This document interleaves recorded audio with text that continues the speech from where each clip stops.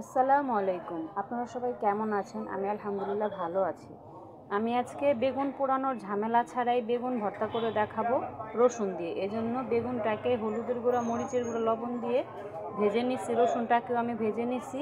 পেঁয়াজ কুচি করে নিচ্ছি, 2টা শুকনা মরিচ, লবণ আর কাঁচামরিচ। আর লাগবে আমার সরিষার তেল। আমি ভর্তাটা করে দেখাচ্ছি। এভাবে পেঁয়াজ রসুনটাকে আমি ডলে নিতেছি, রসুনগুলোকেও আমি ডলে নিব এবং বেগুনগুলোকেও আমি ডলে নিতেছি। তারপর সরিষার তেল দিব। আপনারা বেগুনের স্কিনটাকে ফেলে দিবেন। এভাবে ভালো করে মেখে নেবেন। তৈরি হয়ে গেল আমার বেগুন রসুনের ভর্তা।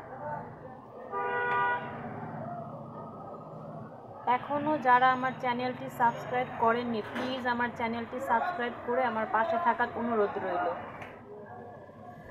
অনেকে আছেন আমার ভিডিওগুলো দেখেন কিন্তু চ্যানেলটি সাবস্ক্রাইব করেননি। আপনাদের একটু ভালোবাসার সাপোর্ট আমাকে উৎসাহ দিবে। আপনারা সবাই ভালো থাকবেন, সুস্থ থাকবেন। আসসালামু আলাইকুম।